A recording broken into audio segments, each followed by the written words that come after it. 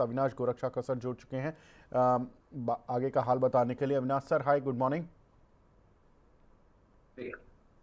Avinash sir, Donald Trump जिस चीज़ के लिए जाने जाते हैं वो फाइनली उन्होंने कल किया यू टर्न, और यू टर्न का इम्पैक्ट दुनिया भर के बाज़ारों को देखने के लिए मिल रहा है। अब ऐसे में क्या स्ट्रेटजी बनानी चाहिए, क्योंकि एक चीज़ तो सर्टेन है, अनसर्टेनिटी सर्टेन है सर, अनसर्टेन हो गया। अब दुनिया भर की मैक्रो इकोनॉमिक्स अनसर्टेन है, मार्केट अनसर्टेन इतने ज़्यादा हो गए कि मैक्रो इंडिकेटर पर ज़्यादातर हमें अनसर्टेनिटी दिखती है, माइक्रो पर नहीं दिख रही है इस समय। सर कैसे करें इसको प्ले? नहीं, बिल्कुल विवेक, जैसे आपने कहा कि देखिए कल का यूरोप में ट्रम्प साहब ने यू टर्न करते ही आज बाजार में थोड़ा सा तेजी का माहौल आ गया, क्योंकि जो पहले जो एक्सपेक्टेशन थी कि डेनमार्क और यूएस में लड़ाई होगी, वॉर होगी, वो अभी उन्होंने क्लियरली कहा है कि वो डिप्लोमेटिक चैनल से कोशिश करेंगे कि ग्रीनलैंड को एक यहाँ से इनका कब्जा करे। रही बात इंडिया को लेके, तो मोदी जी के साथ उन्होंने एक अच्छा ट्वीट डाला है कि वो उनके सबसे अच्छे मित्र है, बहुत जल्दी India US trade deal sign up होगी, तो ये भी बाजार को एक अच्छा डेवलपमेंट लगा। और मुझे लगता है कि कल और एक कारण था बाजार गिरने का, वो था रुपया का वीक होना, बहुत ही ज्यादा वीक हो गया। इसमें भी मुझे लगता है कि एक कारण ये था कि एफआईएस की बिकवाली काफी हो चुकी है, अभी भी हो रही है। तो कहीं ना कहीं देखिए आज तो बाउंस बैक आ चुका है, लेकिन सेकंड हाफ में मार्केट कैसे इस डेवलपमेंट को लेता है, कितनी फॉलो अप बाइंग आती है, वो देखना पड़ेगा। और मेरे ख्याल से देखिए अभी तो पूरी तरह से नतीजों का सीजन भी खत्म नहीं हो चुका। मुझे लगता है कि नतीजे जिस प्रकार से आ रहे हैं उसमें डेफिनेटली आपको क्लोजली मॉनिटर करना पड़ेगा कि कौन सी कंपनी अच्छी कमेंट्री दिखाती है, अच्छा ग्रोथ दिखाती है। तो ज्यादातर ये स्टॉक स्पेसिफिक मार्केट ही होगा। मेरे ख्याल से 27 को, if I am not wrong, Fed की मीटिंग है, उसके बाद 1 तारीख को बजट है, फिर 4 या 5 तारीख को आरबीआई की पॉलिसी है। तो बहुत सारे ऐसे मैक्रो इवेंट्स हैं जो अभी मार्केट्स में प्ले आउट होंगे। तो मेरे ख्याल से मार्केट्स इन सारे इवेंट्स को क्लोजली मॉनिटर करने के बाद ही एक प्रॉपर डिसेसिव मूव या अप ट्रेंड दिखाने की कोशिश करेगा।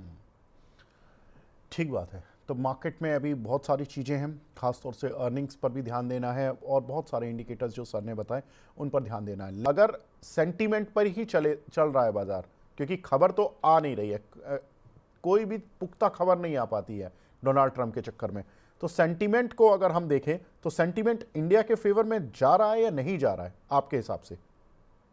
नहीं, सेंटिमेंट तो डेफिनेटली हमारी तरफ पॉजिटिव है, क्योंकि देखिए उन्होंने क्लियरली कहा है कि वो मोदी जी को अपना मित्र समझते हैं, ट्रेड डील बहुत जल्दी होगा। आई थिंक देखिए बाजार में अभी ऐसा है कि अभी जो नियर टर्म का बड़ा इवेंट है वो तो बजट है। बजट के बाद अगर होपफुली ट्रेड डील साइन होती है तो मार्केट्स को अच्छी राहत मिलेगी, क्योंकि बहुत समय से ये ट्रेड डील की एक्सपेक्टेशन थी। तो मुझे लग रहा है कि सेंटिमेंट तो पॉजिटिव है, लेकिन अभी डिसेसिव एक्शन के लिए टाइम आ गया है। लोग वेट कर रहे हैं कि फाइनली ट्रेड डील कभी साइन होगी, कभी सारे इश्यूज रिजॉल्व होंगे। तो मुझे लगता है कि देखिए बातें तो बहुत हो गई है, अभी मार्केट चाहता है कि बजट के बाद अगर ये डील होती है तो कितनी जल्दी होती है, क्योंकि उसी के बाद मार्केट में एक अच्छा डायरेक्शनल मूव आपको देखने को मिल सकता है। सर ऐसे में कौन से शेयर्स पर फोकस करें? देखिए पहले तो विवेक, जो सेक्टर्स इफेक्ट हो चुके हैं ट्रेड डील के कारण, एक्सपोर्ट ओरिएंटेड कंपनियां जो है, अभी तो 50% की ड्यूटी चल रही है। तो जैसे ही ट्रेड डील अनाउंस हो जाएगी, मुझे लगता है कि जो ग्लोबली टिल्टेड सेक्टर्स है, जैसे आईटी हो गया, ऑटो कंपोनेंट्स हो गया, फार्मा हो गया, केमिकल हो गया, यहाँ पे पहला मुझे लगता है कि आपको रिएक्शन देखने को मिलेगा, क्योंकि इनके लिए सबसे बड़ी दिक्कत है कि यूएस मार्केट में अगर वो एक्सपोर्ट करते हैं तो उनको वो इंपोर्ट ड्यूटी भरनी पड़ेगी। अभी काफी कस्टमर्स ने थोड़ा बहुत अंडरस्टैंड करके थोड़ी सी ड्यूटी अपने पास रखी है, लेकिन ऐसा नहीं हो गया है, क्योंकि कहीं ना कहीं देखिए 50% की ड्यूटी पे एक्सपोर्ट करना कोई इजी बात नहीं है। तो पहला तो मुझे लगता है आपको एक्सपोर्ट सेक्टर्स पे फोकस करना चाहिए, आईटी इसमें प्रोमिनेंट रहेगा, क्योंकि बहुत सारे आईटी के डील्स अभी बाकी है। लग तो रहा है कि अगर ये डील होती है तो सारे जो यूएस के कंपनीज है उनकी पाइपलाइंस स्ट्रांग है, तो इंडियन कंपनीज को बेनिफिट होगा। उसके बाद ऑटो कंपोनेंट्स है, फार्मा है, उसके बाद केमिकल्स है। तो मैं कहूंगा कि डेफिनेटली आपको ये सेक्टर्स पे फोकस करना चाहिए। ठीक है। अगली खबर, ग्रीनलैंड मुद्दे पर भी उनकी जो यूरोप से टेंशन चल रही थी वो भी कुछ हद तक वहाँ पर यू टर्न लगाया डोनाल्ड ट्रंप ने। कल उन्होंने ट्वीट करके बोला कि अमेरिका नाटो के बीच जो ग्रीनलैंड को लेकर एक डील हो गई है। अब 1 फरवरी से जो टैरिफ लगा रहे थे वो यूरोपियन देशों पर 10% का, और जून से वो 25% होना था, उसको अब नहीं लगाया जाएगा। क्यों बदले डोनाल्ड ट्रंप के सुर? क्योंकि कल काफ़ी कुछ यूरोप में घटित हो रहा था। क्या घटित हुआ था? यूरोप ने अमेरिकी ट्रेड डील को होल्ड पर डाल दिया था, जो उन्होंने जुलाई में की थी अमेरिका और यूरोप ने, जिसमें कि 15% टैरिफ पर बात हुई थी। दूसरा कि उन्होंने उनकी संसद ने ये पूरा एक्शन लिया और उन्होंने कहा कि अभी डोनाल्ड ट्रंप की जो ये नीतियां हैं जो वो सब कर रहे हैं, उसको लेकर ज़्यादातर लोग यूरोप की एक पूरी यूनियन में सब लोग एक ही बात कह रहे थे कि डोनाल्ड ट्रंप की नीतियों को लेकर सब लोग आश्चर्यचकित हैं और नाराज़ हैं। आज बेल्जियम में यूरोप के नेताओं की बैठक भी होनी है। अब वो हो सकता है टल गई हो, क्योंकि बैठक में अमेरिका पर टैरिफ लगाने पर बात होने वाली थी। अब इस बैठक का देखना होगा कि आज वो मिलेंगे या नहीं मिलेंगे। लेकिन जब ये सारी खबरें आईं तो डोनाल्ड ट्रंप के सुर बदलने लगे कि यूरोप कहीं ना कहीं नाराज चल रहा है और यूरोप भी अब रिटेलिएटरी एक्शन लेने वाला है, बदला लेने वाला है, कुछ ना कुछ एक्शन लेगा। तो डोनाल्ड ट्रंप ने पहले सुर बदला कि हम ग्रीनलैंड पर कोई आर्मी का इस्तेमाल नहीं करेंगे कब्जे के लिए। फिर उनका रात को खबर आई कि उन्होंने एक नाटो के साथ डील कर लिया। अविनाश सर, जो एक आईटी शेयर पिटा था पिछले 2-3 दिन में, एक तो रिजल्ट आए थे LTIM के, उसकी वजह से 7-8% वो टूटा शेयर, तो सारा आईटी थोड़ा सा टूट गया। ऊपर से परसिस्टेंट सिस्टम के रिजल्ट आए, वहाँ पर भी रिएक्शन पॉजिटिव से नेगेटिव में बदल गया कल। कहीं ना कहीं सेंटीमेंट पीछे यही था कि आपका जब 70% रेवेन्यू वाला जो रीजन है, 50% अमेरिका और 20-30% यूरोप, तो वहाँ पर जब टेंशनबाजी होगी तो आपको असर पड़ेगा। ये एक back of the mind investors के चल रहा था। अब ये टेंशन ईज हो गई, खत्म हो गई, तो क्या आईटी सबसे तेज बाउंस कर सकता है? नहीं कर सकता है, लेकिन जैसे मैंने कहा कि देखिए अभी तो सिर्फ अनाउंसमेंट आ चुका है, अभी भी मैटर वही का वही है। इन्होंने सिर्फ जो नेगेटिविटी क्रिएट की थी वो अभी थोड़ी सी हट गई है। तो मैं कहूंगा कि ट्रेड डील होने के बाद आपको शायद थोड़ा सा और री रेटिंग देखने को मिलेगा। हालांकि देखिए जो शेयर्स आपने बताया जैसे परसिस्टेंट हो गया, कोफॉर्ज हो गया, एलटीआई माइंट्री हो गया, इनमें डेफिनेटली थोड़ा सा बाउंस तो आ सकता है। बट रियल री रेटिंग मुझे लगता है कि मार्च के क्वार्टर के बाद आएगा, और मुझे लगता है कि होपफुली अगर ट्रेड डील फरवरी में होती है या मार्च में होती है तो इसका असर आपको इमीडिएटली आईटी के कंपनीज में देखने को मिलेगा। तो डेफिनेटली पॉजिटिव सेंटिमेंट तो है, बट रियल री रेटिंग शायद 1-2 महीने और लगेंगे, तो उसके बाद मेरे ख्याल से आपको शायद एक अच्छी री रेटिंग इन स्टॉक्स में देखने को मिलेगी। सर अनंतराज, इस काउंटर को कैसे देखें लॉन्ग टर्म के लिए? नहीं, डेफिनेटली देखिए नंबर जो आ गए वो काफी स्ट्रांग है, और अक्टूबर टू मार्च तो इनका अच्छा परफॉर्मेंस वाला टाइम होता है। तो मैं समझता हूँ कि देखिए ये कंपनी में सबसे बड़ी खासियत क्या है कि गुड़गांव में तो एनसीआर में तो इनका काफी बड़ा रियल एस्टेट का बिजनेस है, बट डेटा सेंटर का बिजनेस भी स्लोली अभी स्केल अप हो रहा है। इनकी टोटल कैपेसिटी 300 मेगावाट है, 50 मेगावाट तो वो ऑलरेडी ऑपरेशनलाइज कर चुके हैं। तो मुझे लगता है कि ये नंबर्स के बाद डेफिनेटली लग तो रहा है कि अगले साल भी इनके लिए काफी अच्छा ग्रोथ आएगा। हालांकि देखिए रियल एस्टेट बिजनेस में थोड़ी बहुत मंदी आई थी, बट इन्होंने मैनेज कर दिया है क्योंकि इनकी प्री सेल्स काफी अच्छी थी। मोस्ट इंपॉर्टेंटली डेटा सेंटर का बिजनेस हमको लगता है अगले साल बहुत अच्छा चलेगा। तो करीबन 520-525 का जो अभी रेट चल रहा है, मेरे ख्याल से साल भर का नजरिया कोई रखता है तो लगता है 600 सवा 600 भी जा सकते हैं, क्योंकि काफी वेल मैनेज कंपनी है और इसमें डेटा सेंटर का जो ट्रिगर है वो काफी अच्छी तरह से प्ले आउट होगा। ठीक बात, आगे बढ़ते हैं और मार्केट की स्थिति पर नज़र डालते हैं एक बार। तो मार्केट में देखिए गेंस तो सारे लगभग अब वाइप आउट होते हैं। 290 point Nifty IT, Nifty bank में करीब 150 पॉइंट की बढ़त देखने के लिए मिल रही है। ज़्यादातर शेयर्स अब धीरे धीरे करके सॉफ्ट हो रहे हैं। अविनाश सर हमारे साथ जुड़े हुए हैं। रिजल्ट्स पर हम बात कर रहे थे। रिजल्ट्स में हमने एक रिजल्ट्स पर बात कर ली थी, अनंतराज के। वारी एनर्जीज पर बात करते हैं। सर इसके नतीजे आए, काफ़ी अच्छे नतीजे देखने के लिए मिले हैं। रेवेन्यूज़ में लगभग डबल का जंप देखने के लिए मिला। नेट प्रॉफिट करीब डबल से ज़्यादा हो गया। मार्जिन्स करीब 460 बेसिस पॉइंट बढ़े हैं और एबिटा में भी 722 करोड़ के मुकाबले 1928 करोड़ का एबिटा देखने के लिए मिला। अविनाश सर कैसे देख रहे हो आप वारी समूह को? नहीं, नंबर्स तो मेरे ख्याल से विवेक बहुत ही अच्छे आ गए हैं और स्टॉक अच्छा चला भी है सुबह से। मेरे ख्याल से नतीजे एक्सपेक्टेशन से काफ़ी अच्छे आ गए हैं। देखिए, अगर आप रेवेन्यू ग्रोथ देखें, एबिटा देखें, प्रॉफिट आफ्टर टैक्स देखें, प्लस हम्म, कंपनी की जो ऑर्डर बुक है वो देखें, तो मुझे लगता है सारे पैरामीटर्स पे कंपनी ने अच्छा परफॉर्मेंस दिया है। आज कंपनी का कॉन्फ्रेंस कॉल है, मुझे लगता हम्म, है कि ग्रोथ कमेंट्री क्या रहेगी आने वाले साल के लिए, वो मेरे ख्याल से मार्केट्स देखना चाहेगा क्योंकि ऑर्डर्स तो अच्छे हैं, लेकिन इंक्रीमेंटल ऑर्डर विन्स कितने आएँगे इनका नज़रिया क्या है? क्योंकि अभी इनका यूएस मार्केट में भी जो प्लांट है वो भी चालू हो चुका है। तो कहीं न कहीं मुझे लगता है कि ओवरऑल अपॉर्च्युनिटी तो अच्छी है, लेकिन इस वैल्यूएशन पे मुझे लगता है कि ऑलरेडी थोड़ा बहुत अपसाइड स्टॉक ने ऑलरेडी डिस्काउंट किया है। तो मेरे ख्याल से जिनके पास है वो होल्ड करें। फ्रेश खरीदारी मेरे ख्याल से एक बार कॉन्फ्रेंस कॉल होने दीजिए, उसके बाद एक फ्रेश रिव्यू हम ले सकते हैं। हम्म। ठीक है। अगला रिजल्ट है सर एचपीसीएल। रेवेन्यूज़ में करीब 14% का जंप देखने के लिए मिला, प्रॉफिट में 6% का जंप, एबिटा में करीब 2% का जंप, लेकिन मार्जिन्स स्क्वीज होते हुए दिखाई दिए, करीब 6.8% से घट के 6.1% देखने के लिए मिले हैं। इस पर कुछ डाउनग्रेड्स भी आए हैं आज। उन ब्रोकरेज हाउसेस की रिपोर्ट्स पर भी बात करूंगा मैं। सर एचपीसीएल कैसे देख रहे हैं आप? नहीं, नंबर्स तो मेरे ख्याल से ठीक-ठाक है, लेकिन विवेक एक्सपेक्टेशन तो ज़्यादा थी। इनफैक्ट ऑयल मार्केटिंग कंपनीज़ में ऐसा अनुमान था कि जीआरएम्स इस क्वार्टर में काफ़ी तगड़े बढ़ेंगे। इनफैक्ट आपने अगर एमआरपीएल के नंबर्स देखे और अगर एचपीसीएल के नंबर देखे, तो ये तो डेफिनिटली एक डिसअपॉइंटिंग परफॉर्मेंस है और उसीलिए शायद स्टॉक आज चल नहीं रहा है। मेरे हम्म, ख्याल से देखिए 2% का ग्रोथ इन द एबिटा ये तो बहुत मामूली है। जहाँ पे आपने एमआरपीएल का नंबर देखा, तो वो तो काफ़ी तगड़ा नंबर आया। तो कहीं न कहीं मुझे लगता है कि मार्केट को उम्मीद थी कि नंबर्स अच्छे आएँगे। आई थिंक यहाँ पे भी मुझे लगता है कि आज कॉन्फ्रेंस कॉल है, तो मार्केट जानना चाहेगी कि अगले क्वार्टर यानी जैन टू मार्च के क्वार्टर में क्या आउटलुक है।